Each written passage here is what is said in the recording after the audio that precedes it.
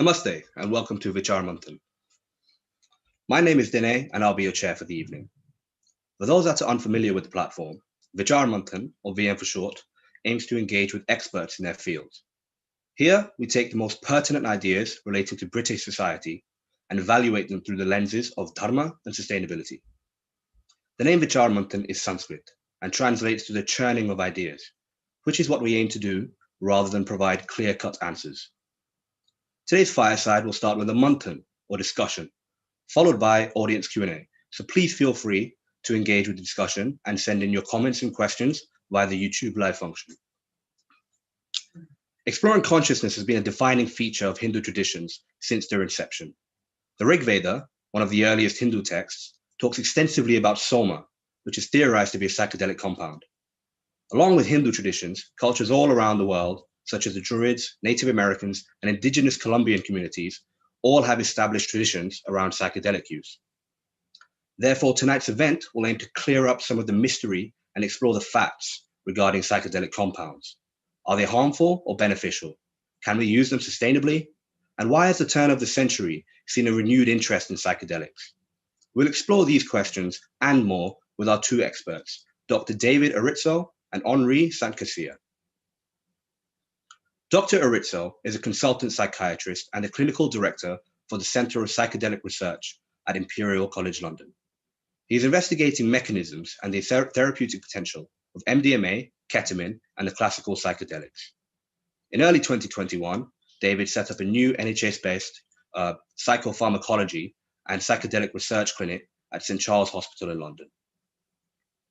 Henri is the co-founder of the Conscious Fund, which is a venture capital firm that invests in global early-stage psychedelic ventures.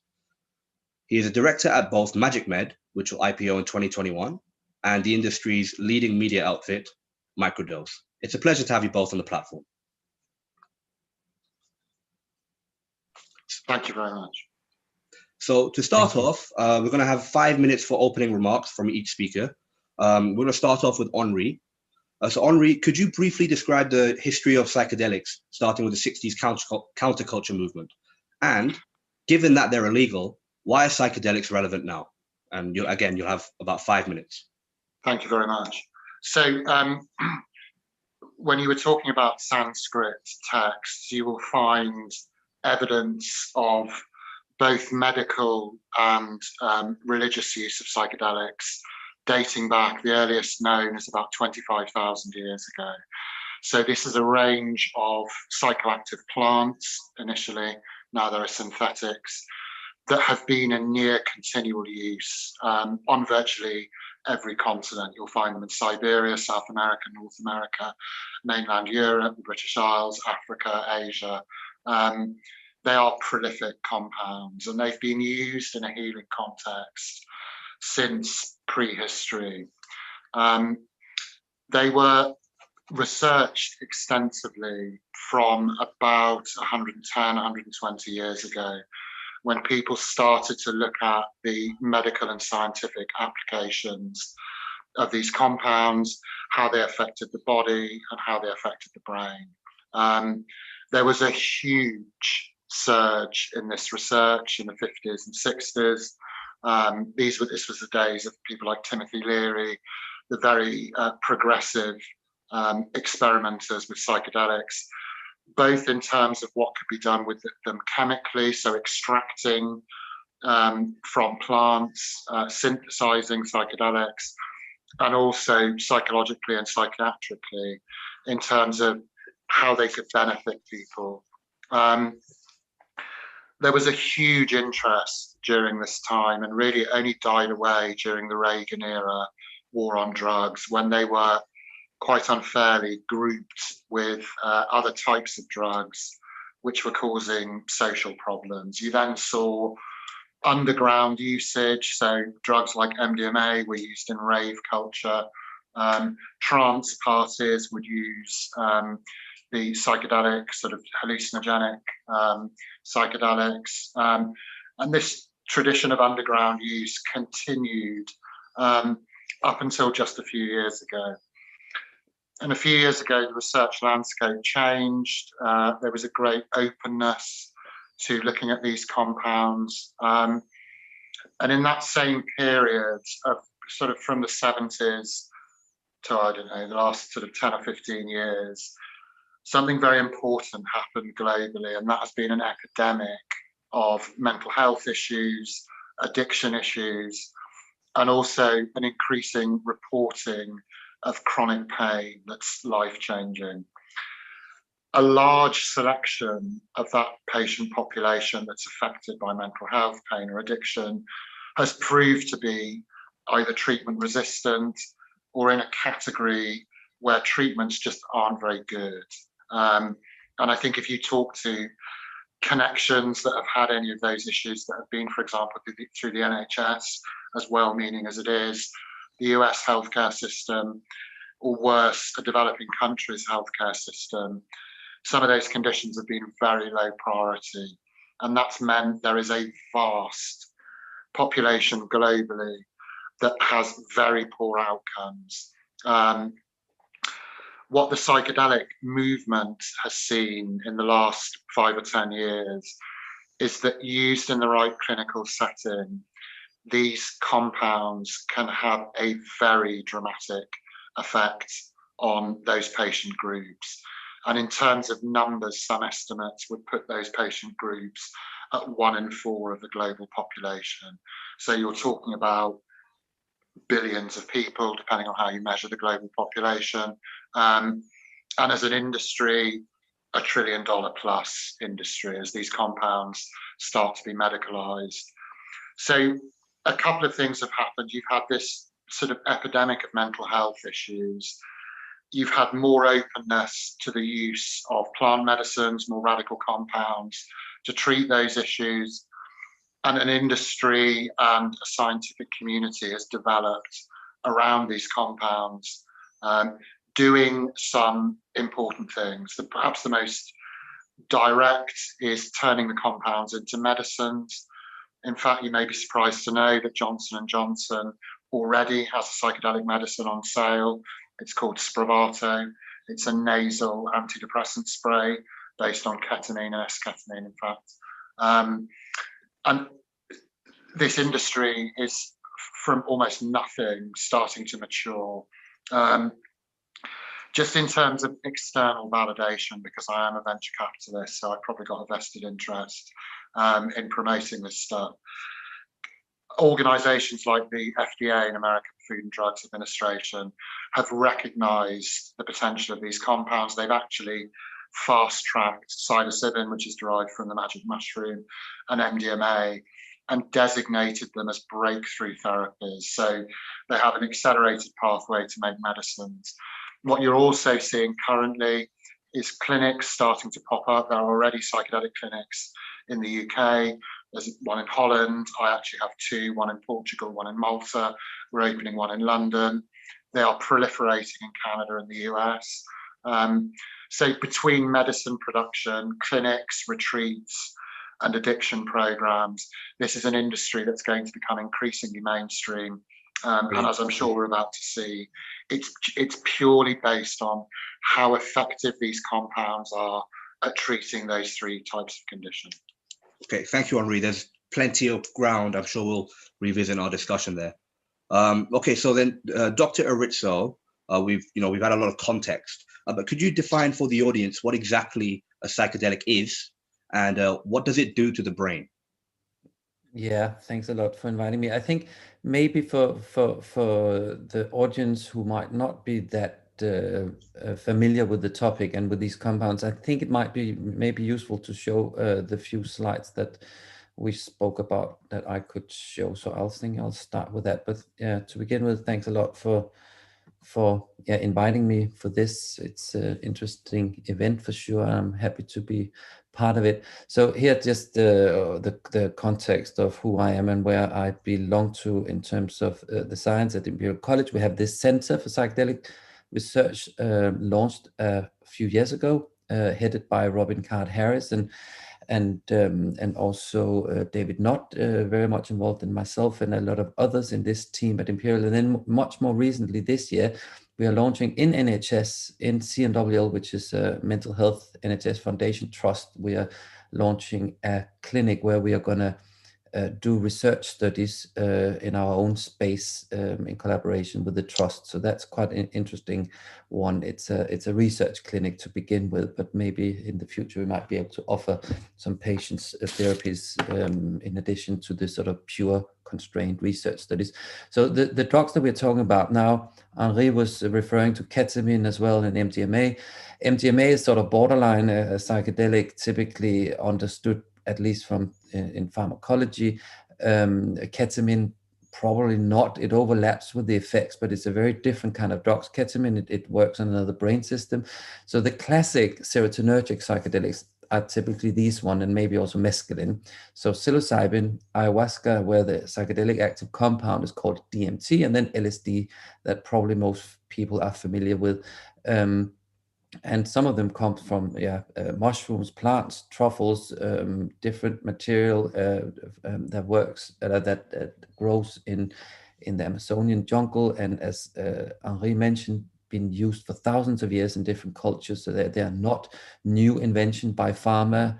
They are well understood compounds in a lot of contexts, but now taken into more sort of standard medical science and development in the Western world at the moment. So there's obviously some interesting issues related to that. But the way that they sort of work pharmacologically, we don't understand all of it, but one of the key action points in the brain is there's a receptor in the serotonin brain system. So the serotonin system is one of the transmitter system, the messenger systems in the brain that's important for regulation of mood. That's also the same system that antidepressant drugs, the conventional therapies that we're using pharmacologically, they are also working there. And as you can see, they work a bit different. SSRIs, those are the most used antidepressants. They work on the sending neuron side, and then on the receiving sides, that's where the psychedelics work a bit more directly on the receptors, as serotonin would do itself. And you can see on the left in the red box that the serotonin molecule is actually very similar to these classic psychedelic molecules. And that's probably part of the reason why they work directly on the receptors, which is a bit different from other antidepressants. MDMA, ecstasy, that is being developed for PTSD, not a classic psychedelic, but it works mainly a bit like the SSRI, just in a turbo way. These receptors are all over the brain, all over the cortex of the brain, and so I won't go too much into that. Just tiny bit of how they work. They have very, very little to do with other illicit drugs, because these are illicit in most countries, and even Schedule 1 Class A drugs, but they work completely different. They are not classic euphoric or sedative drugs or stimulants like so many of the others. They create an altered state of consciousness, maybe even expanded state of consciousness, and the word, the name in itself is pointing towards that. That means mind revealing or mind manifesting, and that is indeed the experience that they are evoking when they are given in or taken in sufficient doses to evoke such a peak or mystical experience that are characterized by the different terms typically understood through those terms that I've listed here. I didn't come up with. And then in terms of safety, that's also quite important. If you look at Professor Nutt, the head of our sort of boss at Imperial, his list of harms 10 years ago ranked different substances, including alcohol, crack, cocaine, crystal meth. They are the most harmful in the harmful end. Whereas the psychedelic mushrooms and also LSD and MDMA are down in the other end of the spectrum when it comes to harm. I don't have time to go into detail. We can discuss it if people are interested.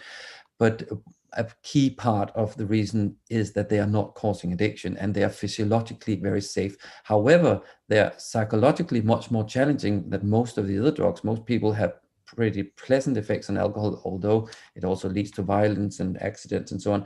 But most of the other drugs cause overall pleasant effects, whereas the psychedelics, they're challenging. They can bring up material that can be difficult to work with, and that's why the context of the use of these drugs are much more important than for other substances. And that's why the psychedelics taken into the context of therapy is being developed with a lot of attention paid to the context under which it's done to ensure safety. And then some of the negative aspects, they can, as I mentioned, they can be overwhelming, challenging, cause anxiety while the trip is happening, and also they can cause transient nausea and headache. Those are the main things experienced that of negative character of these drugs. And then I'll stop here, and then we can open for the discussion. I'll stop sharing my screen. Thank you very much, Dr. Erritzøe. Okay, so we're going to open up the discussion then. I do want to explore exactly the nature of psychedelics for a bit longer. Regarding the harms, right? So we've touched on a few sort of psychedelics are challenging, right? But some of our audience might be aware of the idea of a bad trip, or some of our audience may think that psychedelics cause schizophrenia. A lot of my friends definitely have this idea, right? So how are these harms unfounded, or are there ways we can mitigate these harms? What's the basis for this thinking, Dr. Erritzøe? Yeah, so interestingly, so the whole sort of first era of science and medical, thinking around the drugs, that came around the Second World War. In 1943, Albert Hofmann, a Swiss chemist, he basically developed the LSD molecule in his lab when he worked for a pharma company in Basel, and he then tested it and had this very strange altered state of consciousness experience. And then he tried it again in what he thought was a tiny dose and had a massive tripping dose.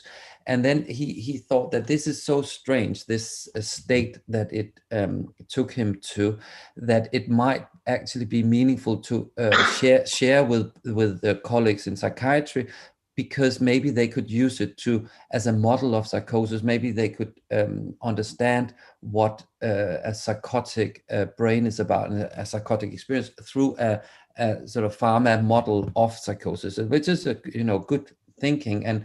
And several psychiatrists started testing these, and then so the early phase was actually trying to use them as a model of psychosis. But then people realized in that line of work that positive experience came out. These very profound experiences also produced interesting, meaningful experiences that had positive impact on mental health, and that evoked initiated the first era of psychedelic science, and with 1,000 papers published on the topic. A lot of it was LSD to alcohol addiction. A lot of it was for depression, and overall looked actually pretty good. And whether it could cause schizophrenia, there's no evidence that it can.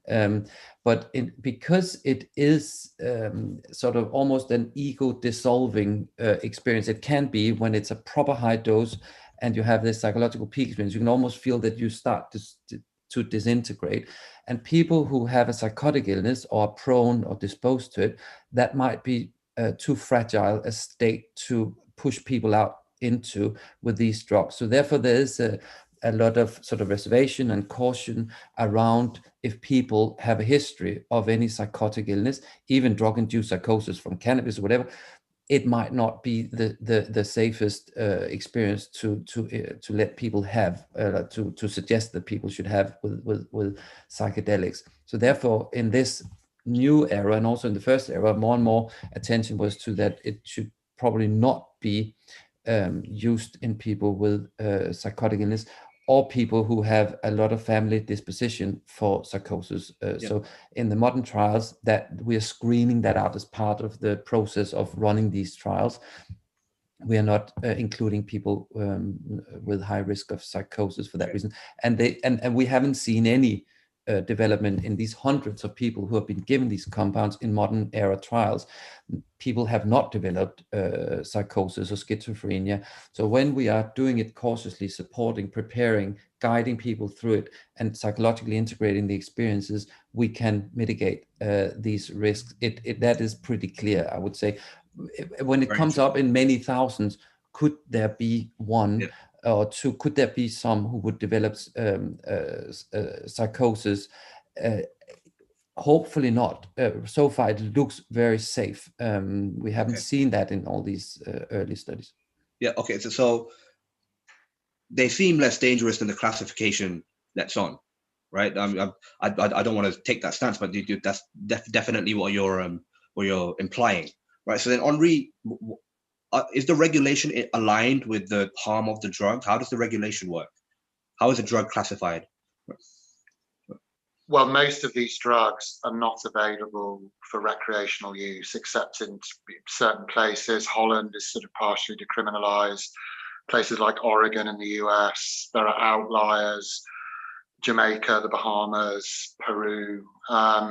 Typically, they're not allowed for recreational use. What the companies in the sector are doing is developing medicine. So they will take a banned compound and produce, through very lengthy clinical trials, even under breakthrough therapy status, a safe dosage regulated medicine. So the regulations allow for the safe production of medicine with extensive safety efficacy testing over many years. And that is no different to most other medicines. Many medicines are based on dangerous or prohibited compounds.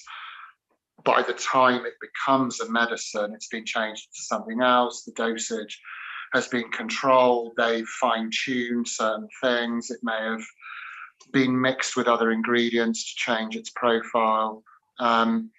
So at the moment, the regulations allow for the production of medicines. They do not allow for widespread recreational use. And that seems to be a good starting point because they are strong compounds.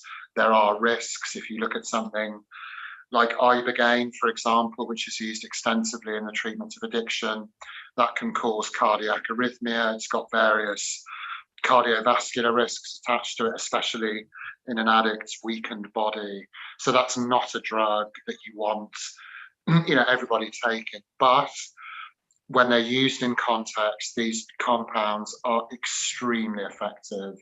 And almost every medicine will cause some side effect in some percentage of the people that take it. I think a lot of this is cost benefit analysis. And, if you're treating 1,000 addicts and 999 have no side effect, 700 have a very positive experience, and you do get a couple of problems, a lot of healthcare systems will, I think, quite rightly view that as an acceptable trade-off. I don't think it's right to take the position that if a drug could potentially cause a problem, it shouldn't be given to anybody, because that deprives very large numbers of patients of benefit. Yep.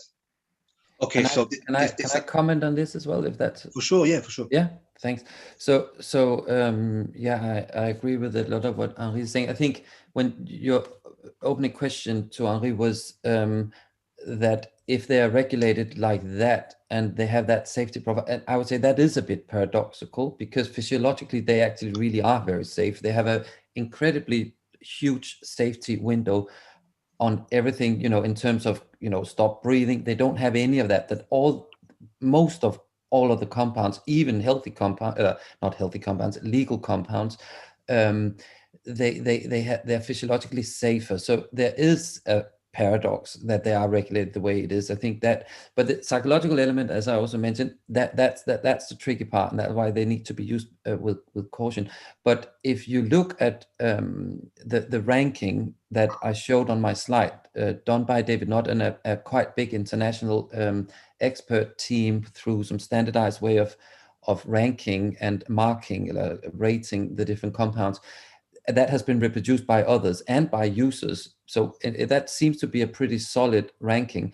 And there's zero relationship between the harms and the regulations. And that is a paradox, because what is it then why are drugs classified the way they are if it's not because it is directly related to harm? So I think there is a big paradox, and I think that's also why they are being reclassified. There are changes happening also, because if they are Schedule 1, they don't, per definition, don't have medicinal use, and now it looks like they are proving more and more to potentially have medicinal use. One thing that Henri said, they said they're extremely efficient. Then me as a scientist, I'll step in and say they look very, very promising, but before there are the full big scale international multi-center trials carried out, and we see all the data on a large scale. We can't completely conclude that they are efficient, but they do look very, very promising in all the trials we have conducted at Imperial. People have conducted other places such as Johns Hopkins and New York, other places. It does look very good, but it needs to be scaled up. And that's what's happening now. That's what Henri was also saying. The funds have been raised for these companies to scale it up and got approvals to run the trials. At first, MDMA for post-traumatic stress, that's happening. And then the next one that's also happening is psilocybin, so the compound for magic mushrooms, specifically to major depression and treatment-resistant depression. So that's the first thing we will see, whether the efficacy and safety holds when it comes up on large scale. And that's the first. And then there will be other indications. There will be other psychedelics tested for sure. Companies are really, investors are jumping on board at the moment. So it's a very interesting time. So a lot of things will be tested, which they should. But I think it's maybe a little bit early with the our regulatory kind of critical eyes, that we demand proper evidence to say that they are highly efficient. They look very promising. Okay, so I do want to circle back to how psychedelics are going to be integrated into society. Once that the research gains the momentum. And then I'll circle back to the Lancet study around then. Okay, so actually no, let's ask it now. So with the Lancet study, we've got the mushrooms and LSD at the bottom, right? The Lancet study talks about harm to an individual and harm to the society, right? The psychedelics score very low on harm to society, but arguably this is because not many people use psychedelics. Right. So what's to say that if the number of users increases, then we'll have some emergent harms to society? Is that fair criticism? I mean, the now that's very going into the details of how they did that 10 years ago. And I wasn't even one of the authors. It was my boss, David Knott, and that group of people. But when it comes to the harm to the individual, you're right. The two colors on the bars, red and blue, one represents harm to the individual. That is completely independent on how many people are using it. Okay. Yep. And if you look at that alone, they are still down in the least harmful end. Alcohol then moves from position number 1 to position number 4. It will then be overtaken, not that surprisingly, by heroin, crack cocaine, and crystal meth. They are more, according to these investigations, more harmful to the individual. When it comes to harm to society, that is people probably need to dive into the paper if they're curious about how that's done in detail. But I guess if you just think about, I mean, the violence, the problems related to looking after your children, jobs, drunk driving, and the different drugs that cause psychosis and therefore downstream negative effects and problems for people's life and professional life and family life and ability to function. All that is playing out with a lot of the other compounds, and in particular with alcohol. And that is just not really what is seen with the psychedelics. People, it's completely different context. People do not end up losing their jobs or developing addiction with all the downstream effects that have of negative character on their and other people's lives. And so yeah, for a lot of reasons, they're down in that end of the spectrum. But when it comes to harm to self, that's the most easy one to kind of important to emphasize in that study and similar studies. That is independent on the number of use, because of course more people drink alcohol and smoke cigarettes than use LSD. Yeah. Okay, so I want to move on to the therapeutic potential then of psychedelics, and I'm going to direct this to both Henri and you, Dr. Erritzøe. Dr. Erritzøe, could you briefly summarize some of the findings we found with regard to the therapeutic potential of some psychedelic compounds, and then after that, Henri, could you talk about how we might best capture this potential? Yeah, now we didn't arrange this, but I might actually, now that you ask specifically, I could put the next slide that I didn't show before on, because I think it's actually nice for people to see it. So some of the early studies have been in healthy people showing increases in well-being after single exposure to these compounds in a safe environment. So this is all done by carefully screening people, carefully preparing people, guiding them through, supporting them in the experience, and then having measures before and after. And if you do it in healthy, you can see increases in well-being, you can see some increases in openness, one of the big 5 personality traits, but also early work in OCD patients and people suffering alcohol and tobacco addiction, very positive effects, and most pronounced with depressive symptoms and also anxiety symptoms have been shown. So I guess that's kind of where we are. This is our own first pilot. Now we are coming out very soon in 2 weeks with the next big trial with psilocybin versus antidepressants, where we're comparing them directly to each other. And down the left-hand corner, you can see that the interesting aspect is that if you just look at one of the important features or symptoms, depression or conditions, the depressive symptoms seem to be improved way after the intervention. So even after one single exposure to psychedelic intervention, most of them psilocybin here, you see antidepressant effect lasting for weeks, months after in these trials, which is very interesting. And also the nature of the experience, the profoundness of these altered states and psychological peak experience, mystical experiences, they are basically predicting the outcomes. So and I think that's why I want to show the slide actually, because that represents a complete different paradigm to normal pharmacology. If you think about normal way of treating people with conventional pharmacotherapies such as SSRI, antidepressant treatments, you take a drug every day. You don't have any particular subjective effects from these drugs, but you take them every day, and they do work. Not for everybody, but they do work to some degree for a lot of patients, which is great. Of course, they have some side effects. That's obviously not very good, but they do have effects.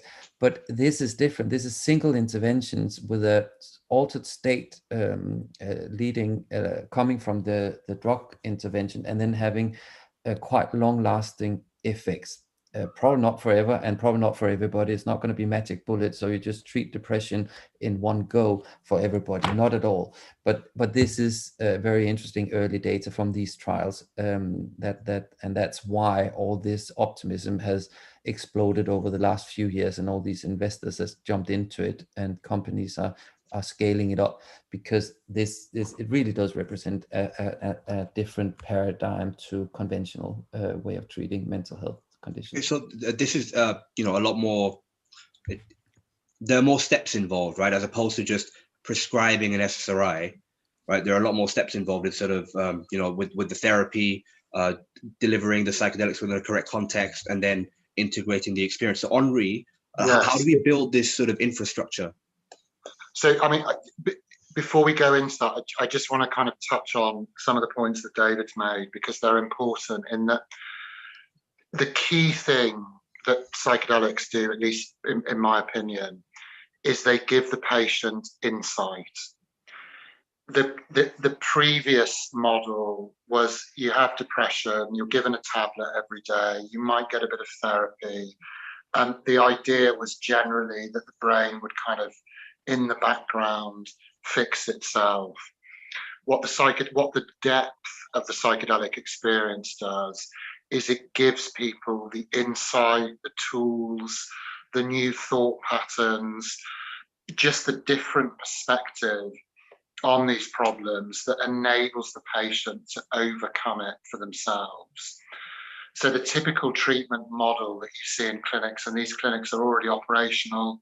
I'm an advisor to a clinic in Mexico that's done nearly 4,000 treatments of addicts over the last 4 years. The patient is onboarded. There are all sorts of checks on mental and physical health. It's quite extensive. And then they're taken through an experience on one of these compounds, and they're guided by a therapist through the experience. The experience can last for several hours. And the point of the therapist is to help the patient gain these valuable insights and leverage them to overcome their own problem. And in fact, if you look at the history of the treatment of addiction or depression or any number of mental illnesses, many scientists and clinicians have found that it really is just, it's only the patient that can really fix themselves. You can't change lots of externalities and expect the patient to miraculously get better. What they have to do is they have to want to get better, they have to think themselves through the process, and they have to drive it. So these psychedelic compounds act as an enabler. And after the experience, there is all sorts of aftercare. The therapist will talk through the experience, what happened, what the patient felt, how it changed their view of their illness or their addiction or their pain. And this carries on typically, at least at better clinics, into a very long aftercare program. And sometimes that may involve top-up or maintenance doses of the compounds every few months, every year, however long is appropriate. So that is quite a common early model. You've got a drug that's developed, that's administered in a very intensive, therapy-heavy clinical setting, and the aim is to get the patient to think themselves out of the problem. Like in terms of like framing it in with respect to insight, right? One could argue that you can get insight by meditating, right? If you want a meditation program, you achieve a fair degree of insight. So then you're quite right. It's a very similar. Yeah. It's a very similar effect to the effect that you might get if you were an experienced meditator. Okay. Now, the difference, I guess, is that learning that level of meditation, I'm no good at it because I've got slight sort of ADHD and I start to go a bit. Developing that expertise does take a lot of time and a lot of discipline. And the problem with using meditation with patients that have got an urgent clinical need is you don't have the time.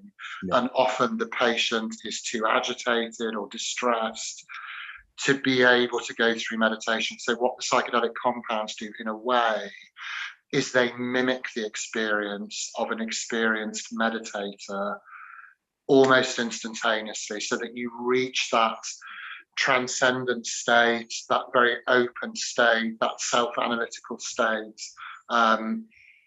almost instantly, and get the benefits of meditation in circumstances that aren't conducive to learning how to meditate. I think I couldn't name specific papers, but I would think that the evidence shows a very similar effect in the brains of people that meditate. There have also been studies into the brains of people that have very strong religious beliefs, and there tend to be similarities there in that they believe in responsibility. They believe that they've got this kind of obligation and power and all these kind of positive characteristics derived from their religion. So compounds induce this meditative, religious, transcendental state, but they do it very quickly. And if you are an addict, let's say you're an alcoholic, you're not really functioning at work, your marriage is breaking down, you've got all manner of, you need to do something quickly to kind of interrupt that sort of addiction, or your depression, your dementia, your schizophrenia, these are all conditions that psychedelics are now being looked at for, is just preventing a normal life. So the possibility of getting this life-changing event relatively rapidly is very compelling in healthcare terms. Brilliant. Okay, so I want Dr. Erritzøe to build on what you finished on, which is the nature of the psychedelic state, right? What is it? Because again, to someone new to psychedelics, this sounds like spiritual, sometimes mumbo jumbo. Again, I don't agree. Ego dissolution is a very real phenomenon, right? So how do we make this how do we describe the state in a sort of material fashion? Yeah, I think that Henri actually really nicely touched upon some of these very core features of what the psychedelics are facilitating, and how that is basically digging a little bit deeper than a lot of sort of more cognitive approaches in mental health. because it brings up material and insights that can be very, very profound, and some of the same meaningfulness and insight and sort of maybe even sort of bliss-like states that can also come from deep meditation overlaps with this.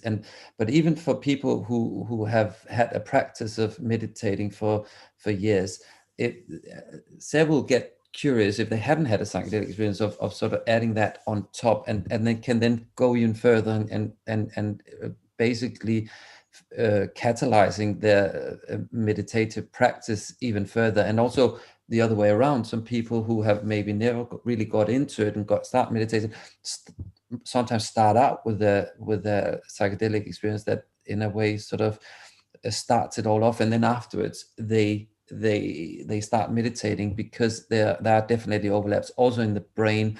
There's a colleague from Oxford, Raphael Millier, who has written a paper trying to look at the brain. Now it's a couple of years old, so there might be actually more papers on both meditation and psychedelic brain imaging to look. It could be probably revisited to see some of these overlaps between the brain states. There are different functional networks in the brain. Then, I mean, when we speak about how do these drugs work in the brain, it kind of depends a bit on what method we are looking with, obviously, because there's a very molecular pharmacological approach that, do they work on this receptor, how much they bind. That's one kind of technique to investigate that, and we know something about that now. The great work from a Copenhagen group done there, measuring this sort of how much the drugs sit on this receptor in the serotonin system and so on, but then, and how that relates to the experience.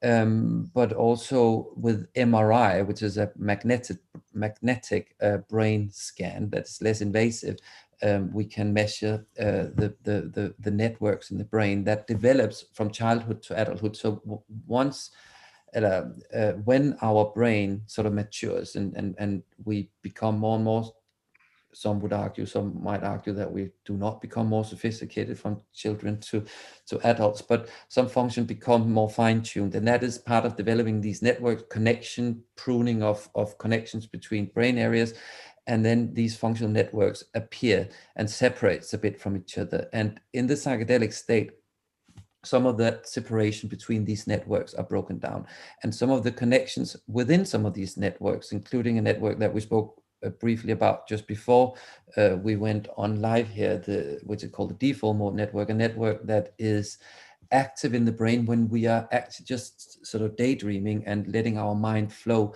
when we are not engaging in tasks, we're not interacting with people.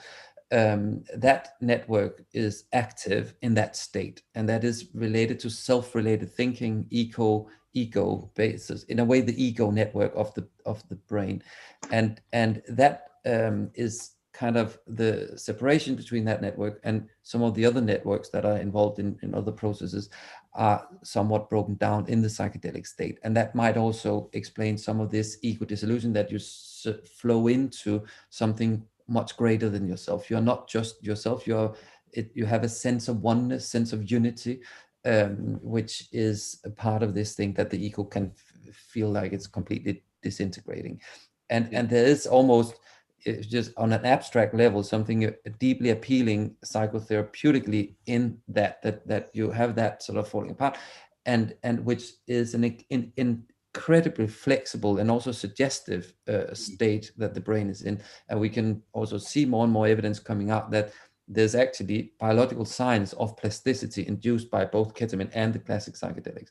And this highly flexible, highly plastic state is also a fragile and vulnerable state. So that's why the context and the support is very, very important, because it could also be pushed. I mean, Charles Manson and other people have also been quite happy about psychedelics. So the context and the safety around it is important, because it's such a vulnerable, flexible plastic state. But that typically, includes a lot of sort of profound insight and meaning.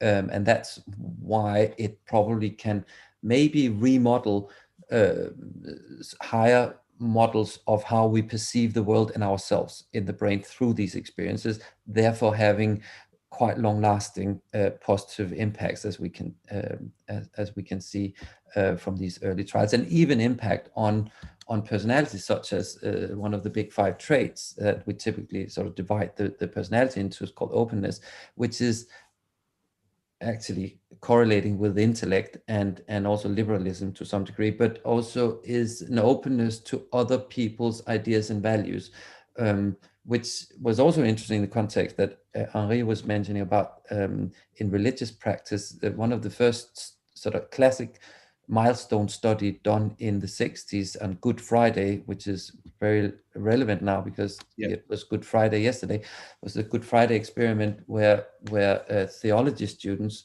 underwent these a psychedelic experience with psilocybin in a cathedral at Harvard, I think, University campus, and they afterwards, even when they were interviewed again 25 years later, they were explaining how that had opened them up to also more openness and understanding and willingness to, include other ways of thinking, also religiously, other religions and belief systems. So that sort of openness is also part of what these experiences seem to facilitate, which is very fascinating. And were these first-time psychedelic users, or and were they given it in a sustainable context, or was it free? So in that experiment, it was in 1962. And they were theology students. I think that they were psychedelic naive, so they hadn't tried psychedelics. But I would have to go back and look at the old papers. But in the more recent work, in the new era, second wave of psychedelic science, in the beginning, it was a lot of it came from Johns Hopkins, but also from our group at Imperial soon after. But Johns Hopkins group they showed that people who were naive to psychedelics, never tried before, that openness increased, and it was even increased more than a year after this single profound experience. And the experience itself was rated at among the 5 most important experiences that had in their lifetime, and the profoundness, the mystical degree of the experience actually was related to this change in increase in openness. And we see some of these changes in openness also among depressed patients when we treat their depressive symptoms. And I think a couple of 2 other very quick terms that I think are important to mention as well. Some of the themes explained in the more free narrative from the patients in our first depression trial was a sense of going from avoidance to acceptance. People with mental illness and depression, anxiety, and also post-traumatic stress, addictions, they're topics that are so painful, so difficult to think about, to address, to work with, to face, that they are avoided. And these experiences in our trial and other trials that have been run in this new era, there's that theme that people seem to move towards some degree of acceptance, and also from a sense of disconnect, which is classic in people with depression, also addictions, being disconnected from your own emotional life, but also from everything around you and everybody around you. And that sort of sense of being reconnected is quite pronounced in the narratives from people going through these experiences, which is very fascinating therapeutically. Yep. So many of the adjectives you've used to describe the psychedelic state, right, are very similar to, and many of our audience will be familiar with this, mental states described in ancient Sanskrit texts, such as the Vedas and the Upanishads, right? So we've got now, whether that was psychedelic or not, is left unsaid, right? That might have been meditation. And the idea I want to draw on is that many indigenous cultures have used psychedelics, right? So that there is this repertoire of knowledge potentially regarding psychedelic use. And Henri, I know that the Conscious Fund donates 10% of their profits towards indigenous communities. Is this an acknowledgement of the knowledge that these communities hold, or why is that? It is, and it's a funny kind of interconnectedness of things. a lot of early religious texts. So if you look at the Eleusinian mysteries in Greece, if you look at the Bible, the Old Testament, there are constant references to plants. You can find it in Egyptian papyri. You can find it scattered all over the globe, Native American traditions. It's not a coincidence that these terms that David was enunciating, that patients use, that seem to be the answer to problems. So a person with depression feels very closed off and isolated, and then they start to feel open. They feel disconnected from people. Suddenly they feel connection. These medicines have been used in a healing context for a very, very long time. And that is why I think you find them in old texts, you find them in old medical contexts. We're rediscovering that now. There is an awful lot of knowledge of very rare plants, the right conditions to use those plants in, how they mix together, that is invaluable to us. I would compare it a little bit to the amount of plants and animals that have not yet been discovered, that are contained in our rainforests, that are dying. The indigenous cultures, many of which are dying out. It's not, there is this kind of westernization of culture, and this kind of homogenization of culture, which means that, for example, Zoroastrians are now in declining numbers. That's one of the oldest religions in the world. These indigenous cultures, I think, need to be preserved because there is a lot that we still don't know. And ultimately, we're talking about the brain. And there is that saying that the most misunderstood object and the most mysterious object in the universe is not some far off star. It's actually our own brains. And I think those cultures have got insights. And I have also seen plenty of evidence that those cultures themselves have lower incidences of a lot of the problems that we have in developed countries, around mental health, addiction, mind problems. They clearly understood something about communities and healing and a connection between people and the earth, and all these seemingly new age concepts, which actually have a very tangible medical value. And as a fund, we don't want to see that dying out, and we are working with Dennis McKenna, who's one of the grandfathers of, he probably won't appreciate that term, but he is, of the movement, because he works in Peru setting up an academy of psychedelics, and they work a lot with native cultures and indigenous plants. So to us, this is a very important untapped source of knowledge, which we are only rediscovering after a period of quite extreme ignorance.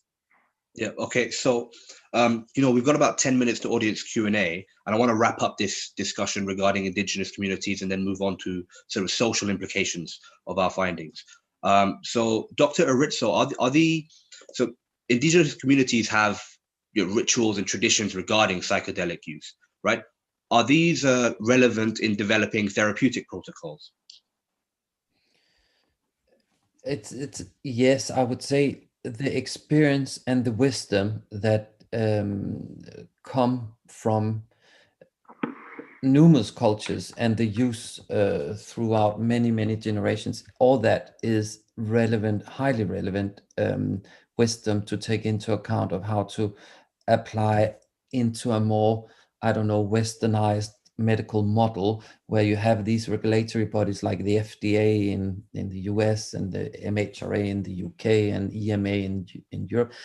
In order for these regulatory bodies to approve and give license for these medicines to be used, then we do need to try to fit that model into those models for it to be without ignoring the context of these compounds and how they are safely and wisely used. So I think that most people who are, working in the field in the Western world, there is an emphasis, and there is being paid quite a lot of attention to some of that wisdom, the way that you exactly try to prepare. Because if you think about it, if it's just pharmacology, if it's just the impact on that receptor in the brain, and you can just give that drug and then you sort it all, that would be the sort of incredibly pure pharmacological way of looking at the drug, and that is how normal pharma works. So this is a challenge for the normal model of pharma, that suddenly there's a whole psychological context addition to the pure pharmacology. And my sense, and it probably mirrored by Henri's experience from the pharma world, is that is what people are trying to build, these models. So paying attention to the context, the setting, which comes from that wisdom. So that, because if you just give the drug and don't contain it, don't support it, and don't try to integrate it with people afterwards, then it potentially can be totally overwhelming and almost traumatizing for people to go through some of these experiences if the trip is really difficult. And so it is a very interesting melting point between cultures and experience, and a very sort of streamlined medical model that this needs now to go through in order for people in many countries and cultures to actually have access to it. So it's not just for the privileged intellectual people who can travel to a retreat somewhere and pay for it and have a safe experience while they're backpacking in South America, or in a fancy retreat in Holland or something, that it can actually come out to patients. And I don't think this will be for all. It's an extra toolbox in our Western medical toolbox. It's an extra tool in the toolbox that will be, I think, if the studies hold, the results hold, deeply valuable for a lot of people, but not for everybody. I don't think it will be, and it probably shouldn't be for everybody, but it will be for some, like different kind of talking therapies. Some are for some, others are for others, because it depends on who you are and where you come from and where you want to go and what you want to dive into, and whether you can sort of be prepared for the journey. But I'll stop there. Okay, so I think go on. I was just going to. Some of the stuff that the native cultures will use in various countries is actually very helpful. You'll see it in religious ceremonies. So, for example, I'm Catholic. We use incense in Catholic churches. Why? It puts your brain and your body into a certain kind of contemplative state. The use of music during the therapies, because it's complementary. In fact, you'll now see companies commercializing specific frequencies and beats that kind of add to the experience in the Western world. But that's very much, an indigenous idea that's been with us for centuries. So a lot of those features, whether it's being comfortable in a lovely setting or surrounded, in a beautiful temple, or all these things that add to the experience, I think you'll start to see mimicked in Western medicine, because they are genuinely complementary, and there's a wealth of evidence to show that they add to the effectiveness of the treatment. And I would add to that in a way there's a debate going on at the moment. It's very interesting, and I think it's also very important, because there already is a clash here, and I think, and it's difficult to avoid, I think, that because of the companies who have to raise tons of money, investors, in order to scale these trials up, in order to fit it into a westernized model, so that the regulatory bodies can eventually, decide whether they'll approve it or not. In order to do those trials and raise the money needed, then these people need to try to, at least that's what's happening in the companies, try to figure out what is it that they can license, and because the compounds themselves, some of them have been, obviously been known and discovered and synthesized and, characterized, and therefore you can't necessarily always get a license or patent directly on the molecule. So therefore it's the package, which in a way is meaningful, because it's the whole context packaged together with the drug experience that is important. but now there are already, discussions, quite heated debates about what can you and should you license, stuff that a lot of people have known for thousands of years that this is the way to do it. Can you put that into your patent? And I'm not going to come with any opinion about that, because this is an interesting clash and debate that is going on, and it's important to have.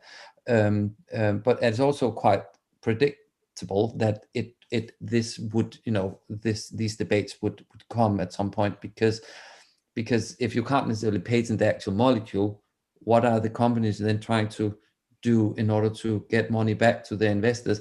So there actually is kind of a culture clash between pharma, capitalism, and that wisdom that comes from many cultures and have existed for a long time. So it's quite an interesting time I for that. want to throw some Hindu philosophy into the works, right? So here at Vicharamantra, we're very much about sustainability, right? And in Hindu philosophy, there are 3 hallmarks of a sustainable model, right? And we call them heat, meet, and preet. Heat translates to beneficial to all. Meet translates to minimizing harm, and preet translates to coming from a place of compassion, right? Would you say that these hallmarks are relevant in creating a sustainable psychedelic infrastructure or ecosystem? I would direct that to you, Henri. Oh, very much so. What you will find, or we found as a fund, is that a lot of the people in the sector that are the leading CEOs, the leading kind of drivers of commercial activity, are on a mission that isn't capitalist purely. They've seen problems in healthcare. They've seen that kind of quite antiquated, I think, big pharma model of give somebody a tablet and hope for the best. They've seen the social cost of these problems, and they want to find this new hybrid paradigm where you are commercializing these compounds, you are delivering them as medicines or in clinics or any number of medical or healthcare settings. But there is this element of mindfulness. You are aware of the holistic nature of these compounds used at their best. You are aware where they've come from. You're not exploiting the cultures that develop them. You're not exploiting the researchers on whose shoulders you're standing. The idea of doing no harm, primum non nocere, the old Hippocratic, or very misquoted Hippocratic oath, which is, I think, should be applied to the industry as a whole, that these compounds are not a panacea. They're not going to cure everybody. I think the companies have to be upfront about risks. They have to be teaching patients that not everybody is going to get better. You've got to be careful. You've got to take them in the right settings.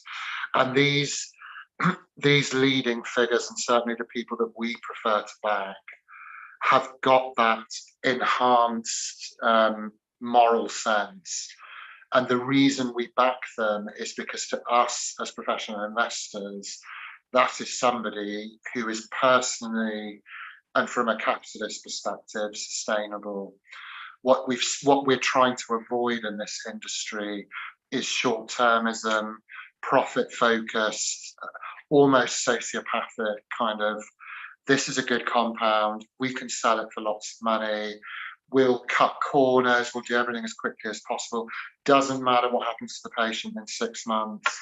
That commodification is anathema to us. We would much rather see people that have those 3 guiding principles, taking our money and doing good things with it, because that ultimately is how you generate profits over 50 years, 100 years, instead of kind of, boom bust cycles. And then I guess I totally agree with everything you have said, and I'm hopeful that there won't be people who might maybe enter it with the right intentions, and then, I mean, there's a risk of this massive focus, massive competition, pressure from investors to that some people might corrupt themselves a bit through this, and the greed it is, we have dark sides in human nature, and I mean, there are some traps out there that it's difficult to imagine that there won't be unfortunate examples in the future, when this is massively expanding and people trying to jump on board for quick, massive income, easy, quick, because it's such an exploding field at the moment. So I'm very, very, very hopeful that the main people who will drive this forward, also within the westernized pharma model, will stick to those values. I'm very, very hopeful that will happen. But people need to look out. Of course, it needs to be closely monitored, because there is as you said in the very early in this meeting, Henri, there's a lot of money to be made by the companies. And that whole thing, that anyway, I'll stop there, but fingers crossed it will. No, you're quite right. That level of money has true corruptive potential. If you look at just the valuations of some of these companies that were a twinkle in somebody's eye a couple of years ago and are now worth hundreds of millions of dollars. That is the kind of money that does corrupt. Before the results are even out, right? They haven't even produced the results, so it's based on the optimism from the small trials, including some of the work from our group and other academic groups. It's actually based at this point on the wisdom from thousands of years of cultural use, combined with very small early academic trials. That optimism that had boosted into the investment circles in sort of medicine is then boosting the companies, which is fascinating to observe from the academic side. Maybe not that surprising, but it has gone very fast, and it has gone really, it's really exponentially taken off, and it is fascinating that things can be worth that much before the results are actually produced. I mean, gents, I'm going to have to tie up this portion of the discussion because we've got a lot of audience Q&A coming in. So number one, I've got a question from Victor, and so this is an open question to the speakers. Is the effectiveness of psychedelics in psychiatric settings exaggerated? For like SSRIs were hailed as transformational years ago. So are psychedelics experiencing a similar phenomenon?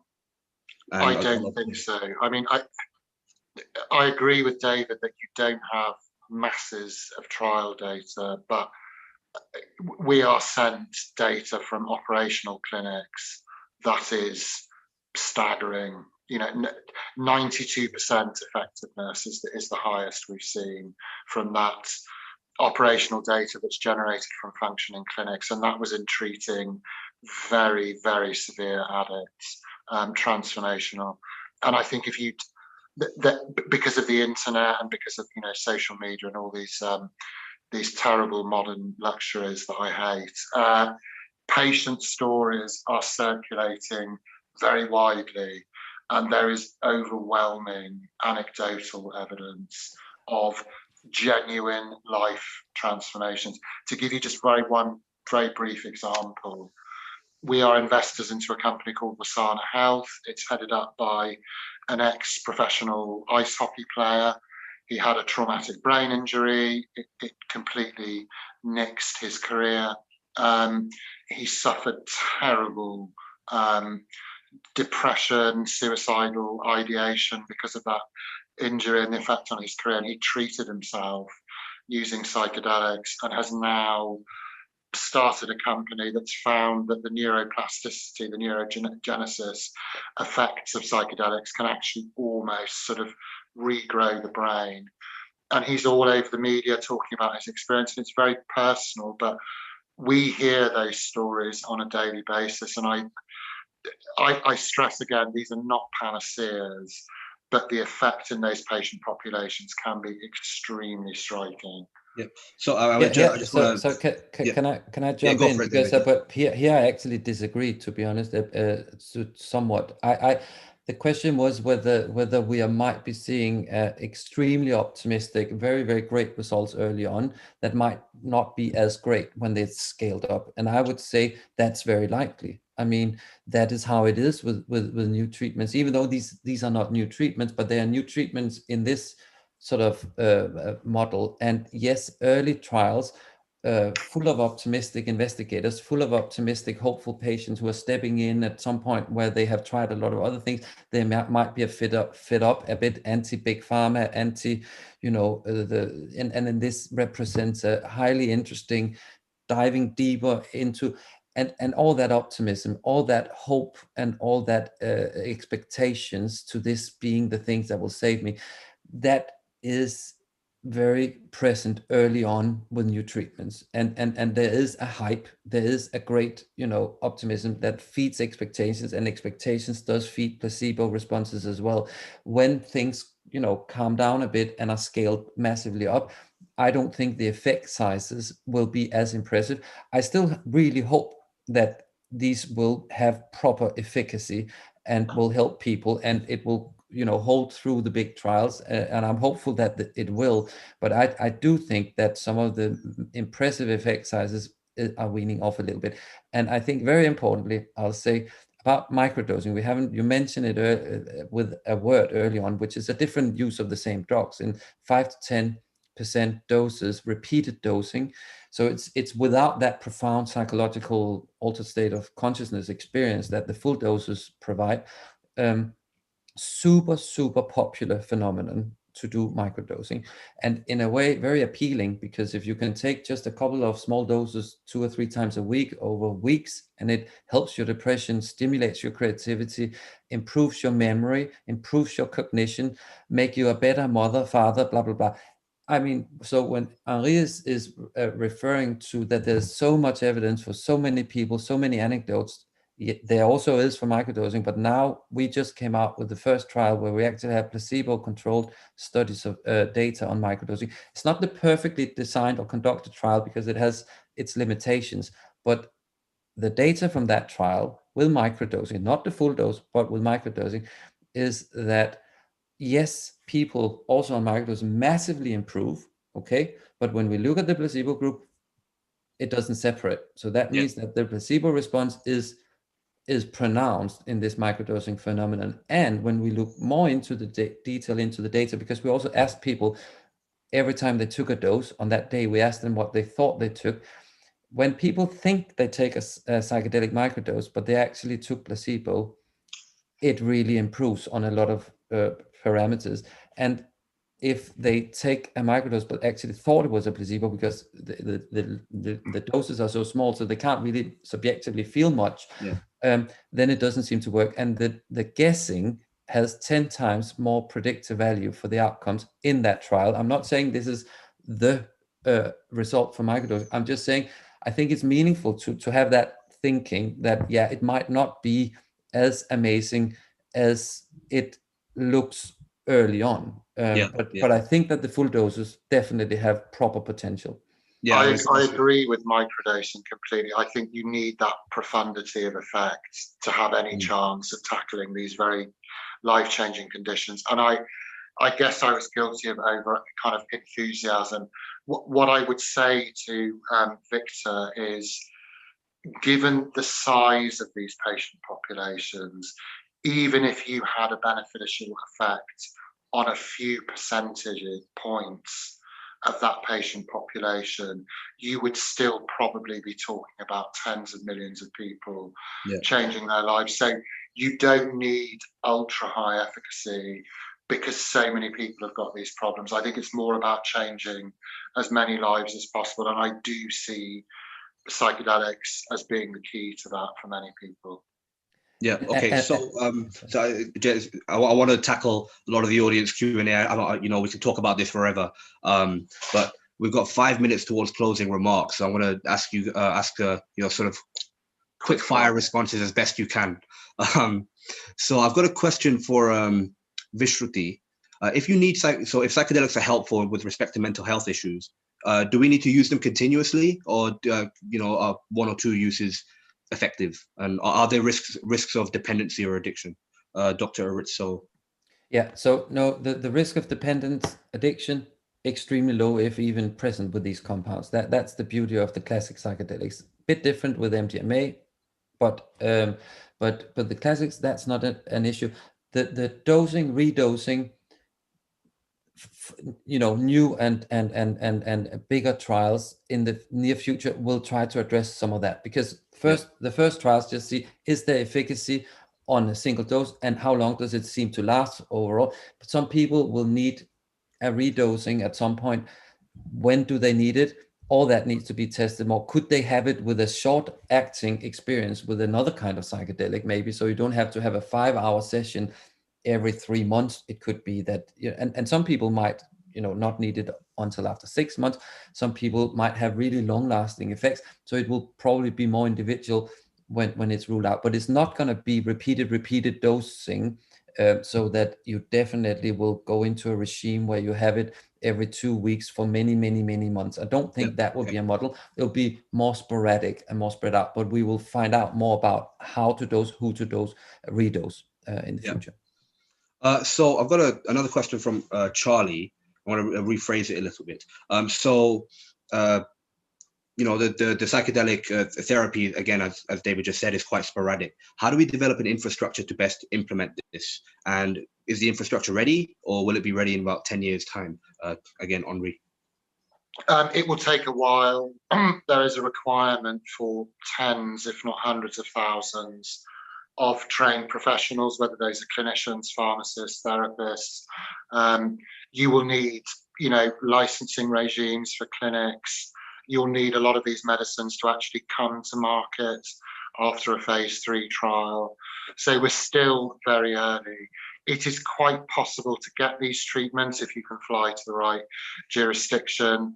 But in terms of global access, or even access in North America and Europe, we're still some years off sort of mainstream access. A lot still needs to be done. Yeah, okay. And so I've got one final question from Michaela. And again, we're moving back into sort of questions regarding the psychedelic state, or maybe even mysticism. So I want to direct this to you, Dr. Erritzøe. Carl Jung warned us to beware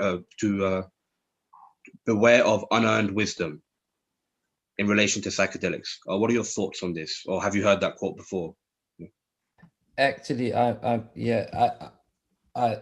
kind of a fan of Jung. I don't have anything very smart to say about that. But I think a lot of the thinking from both Freud and Jung, for that matter, and also other people developed the analytical model further.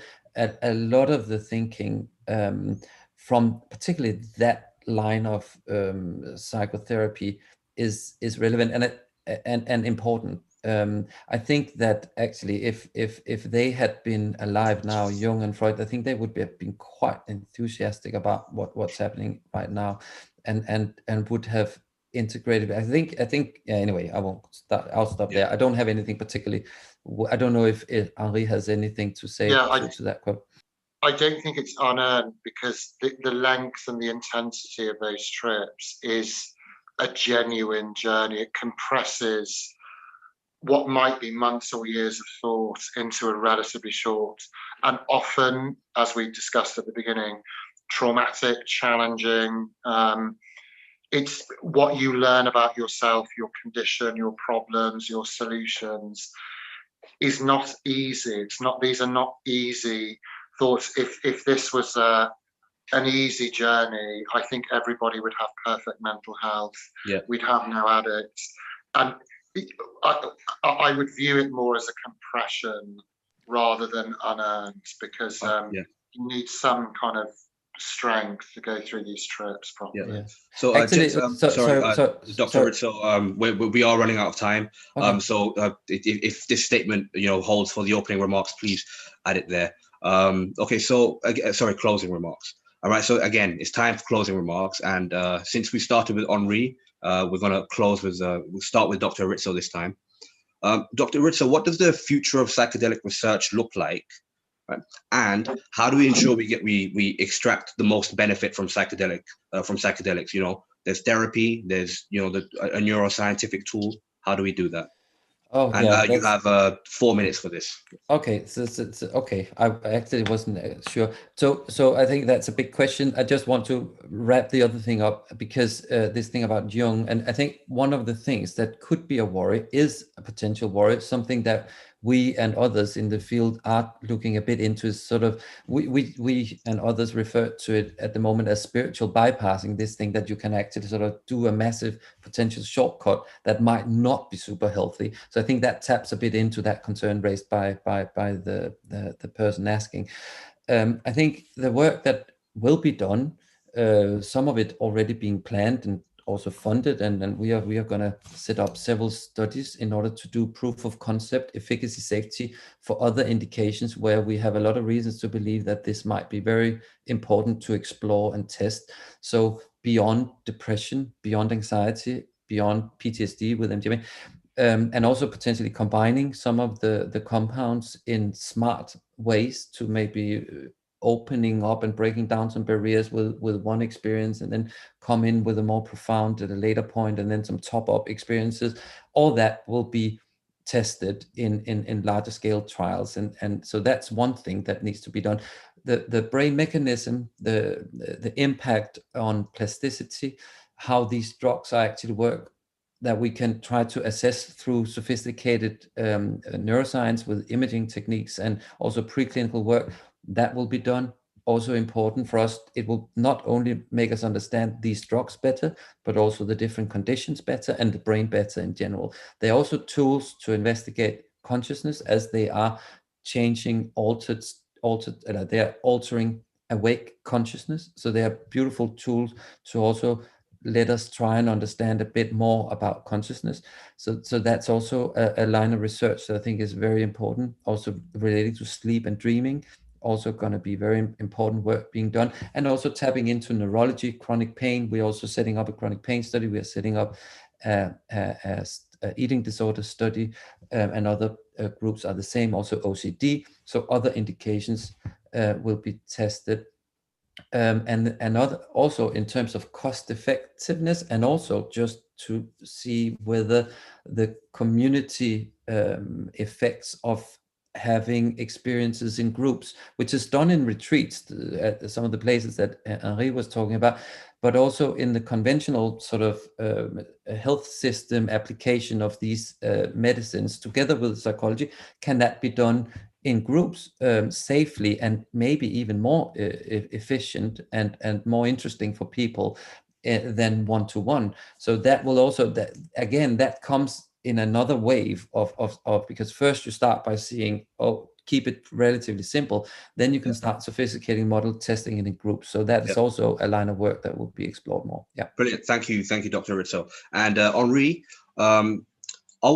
is society ready for the psychedelic therapy to become mainstream? And what would a sustainable psychedelic sector look like to you? And again, I'll give you about 3-4 minutes.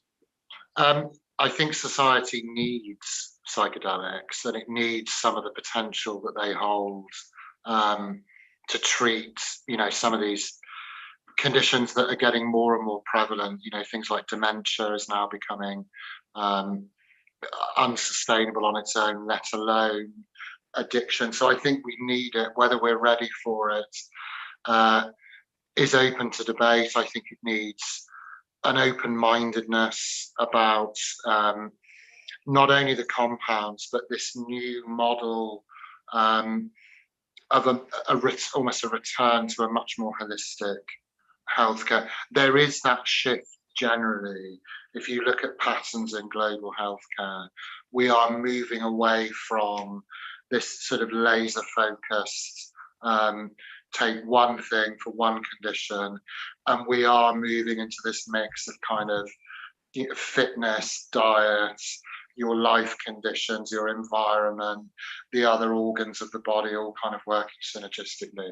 So I think there are signs we're moving in the right direction. And if you look at countries like Canada, which are very, very progressive when it comes to psychedelics, you can see movement. You can see movement in the US. You've seen Holland establish a much more progressive stance at this. there are clinics now in Holland. So there are signs that it's happening. I wouldn't say we're ready for it yet. There's still too much entrenched conservatism, and there's also far too much money already invested in the previous kind of iteration of healthcare that is a vested interest. That psychedelics are a disruptor, and like any disruptive technology, whether that's an electric car or different types of power generation or the internet, apps, you name it, vaping versus tobacco, there's always pushback from the entrenched industry practitioners. So I think we're going to see a tussle, but I think that psychedelics will take some of the global healthcare market for these conditions and deliver, I hope, good outcomes for millions of people as society starts to get ready. In terms of sustainability, it's really, as David said, it's the battle of the good part of human nature and the temptations of money, scientific glory, and world domination.